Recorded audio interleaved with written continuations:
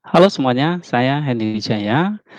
Kita berjumpa kembali dalam seri pengajaran Didaskalia atau biblical teaching yang saya ambil dalam Yakobus 2 ayat 14, kemudian bagaimana kita menginterpretasikan dari sudut pandang para bapak gereja untuk menemukan spiritual meaning-nya, lalu dari situ menghasilkan doktrin yang kita perlu gumulkan di dalam hati atau di dalam jiwa kita, sehingga ini menjadi terang atau menjadi kekuatan, energi bagi kita untuk mengerjakan apa yang Tuhan kehendaki.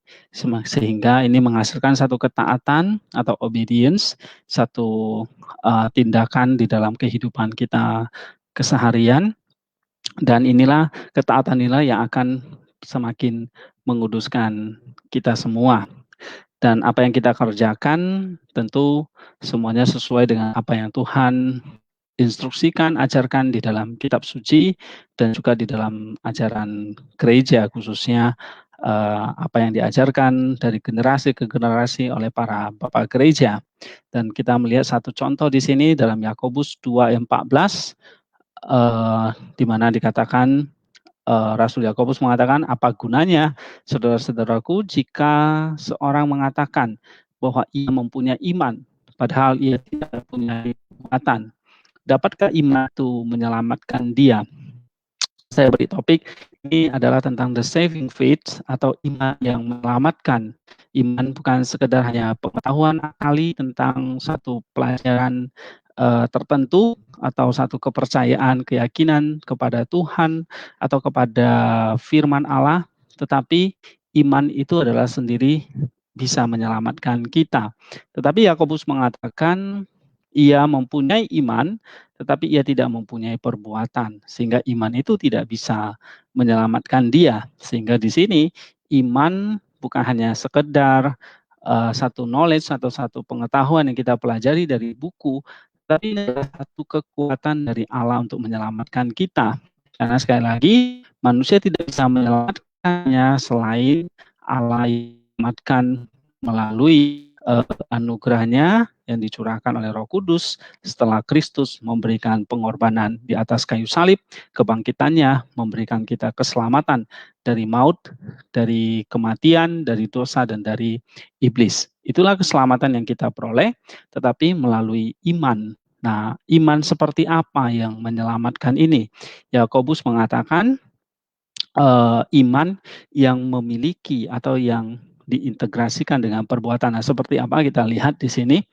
Jalan menuju iman adalah pertobatan. Dalam pertobatan, apa yang dikatakan seseorang? Saya telah berdosa, saya tidak akan melakukannya lagi. Saya tidak akan berdosa lagi. Oleh karena itu, saya akan hidup menurut perintah Allah. Sehingga di sini Saint Theophan, salah satu bapak gereja, mengatakan jalan untuk menghasilkan atau memiliki menuju iman itu adalah pertobatan sendiri.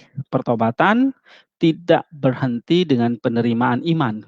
Pertobatan menuju kepada iman, tetapi tidak berhenti hanya menerima iman. Tetapi iman itu bukan satu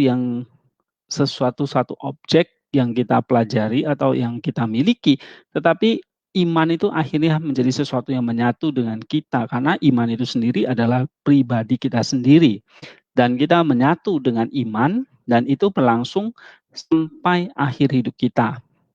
Demikian juga resolusi atau komitmen untuk menjalankan perintah ini tetap berlaku di hadapan iman. Akibatnya jika kita menjadi percaya secara langsung, yaitu jalan pertobatan kepada Kristus, tentu dia akan bersemangat memenuhi perintah-perintah atau melakukan perbuatan baik. Iman memberinya satu dorongan motivasi paling kuat untuk ini. Iman juga memberinya kekuatan penuh rahmat untuk mencapai ini melalui sakramen yang suci.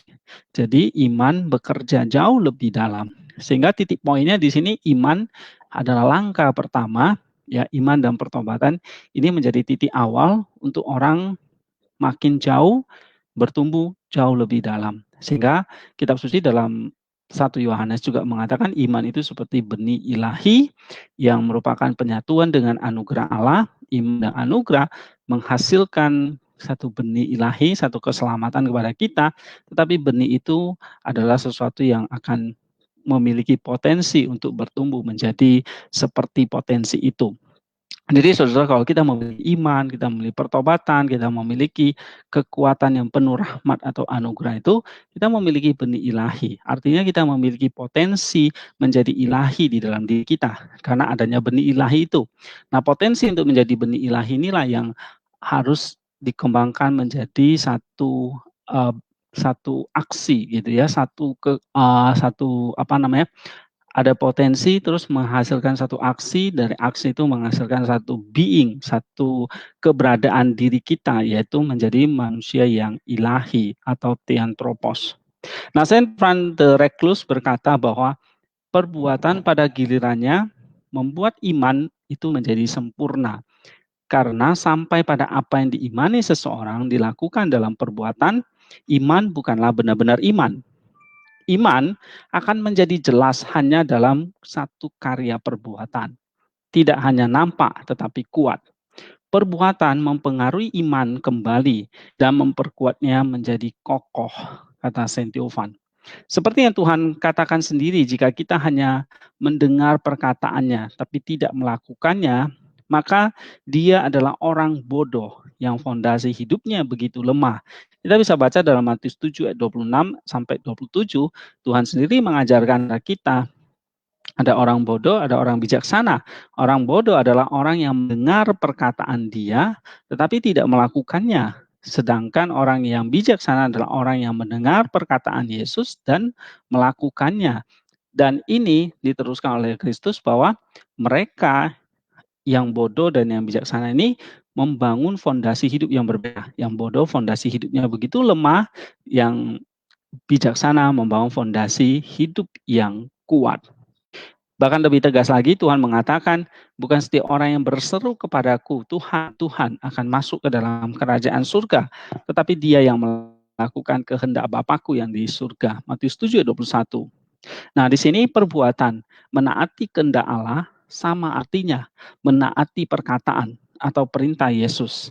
Sebab apa yang Yesus ajarkan berasal dari Allah.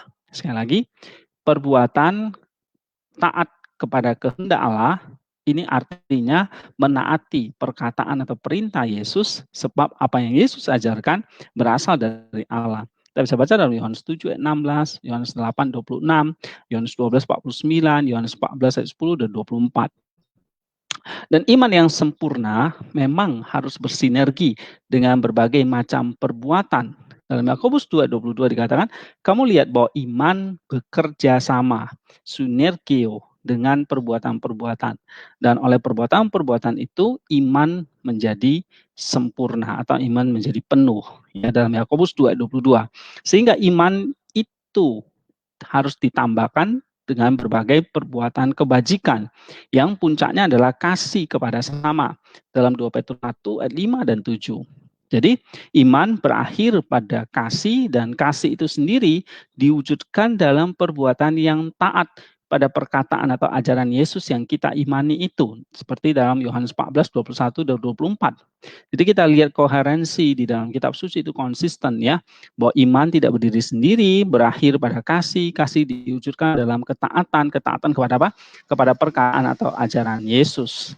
Itulah sebabnya bahwa ketaatan itu adalah bukti dari kasih. Dan kasih itu adalah buah dari iman. Oleh sebab itu, iman memang tidak bisa berdiri sendiri, tapi dia bekerja sama dengan perbuatan, dengan ketaatan, dengan kasih. Sehingga iman itu menjadi sempurna. Inilah iman yang menyelamatkan itu. Ini juga diajarkan oleh Bapak Gereja bernama John Chrysostom.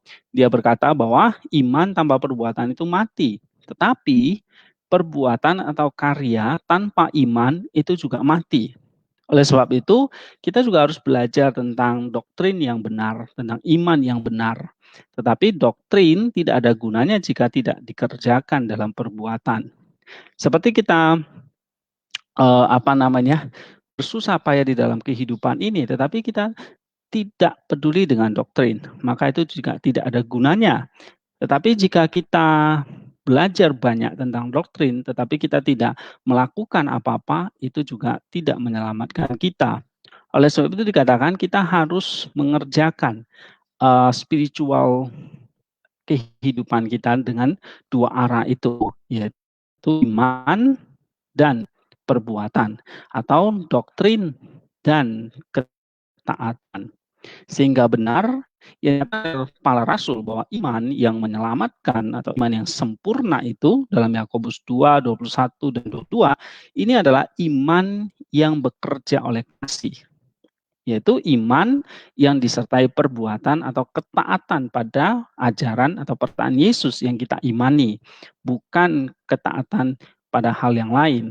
Jadi saudara, kenapa iman itu yang sempurna itu adalah iman yang disertai dengan perbuatan atau ketaatan? Karena iman itu bekerja sama. Iman itu disempurnakan oleh kasih. Iman itu seperti dalam Yakobus 2:22, iman bekerja sama dengan perbuatan-perbuatan.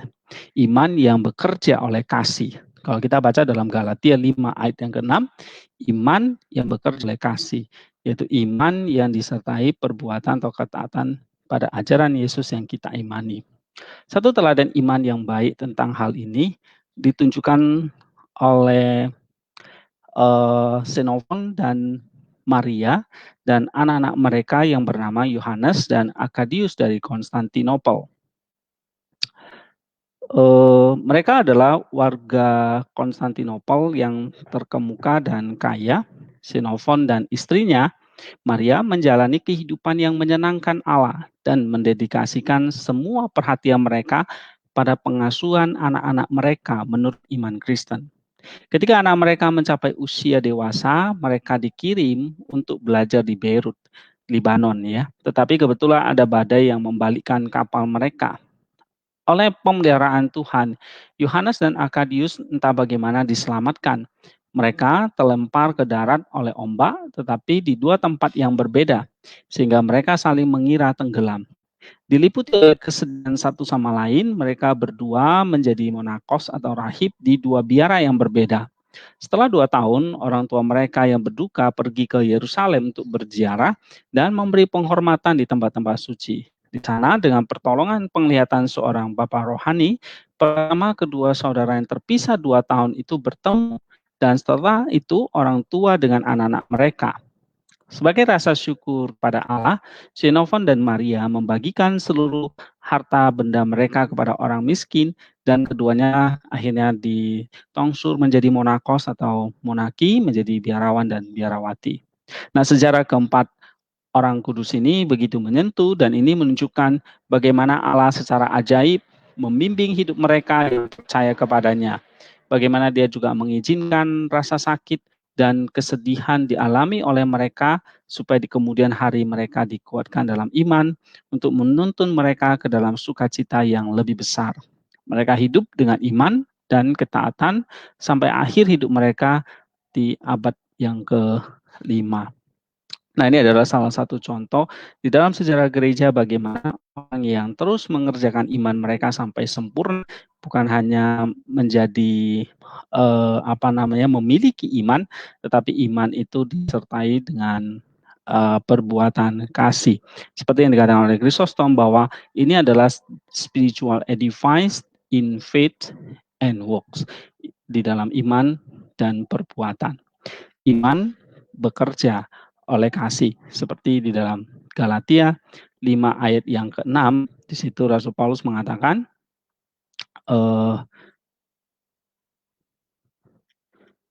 sebab bagi orang-orang yang ada di dalam Kristus Yesus, hal bersunat atau tidak bersunat tidak mempunyai sesuatu arti, hanya iman yang bekerja oleh kasih.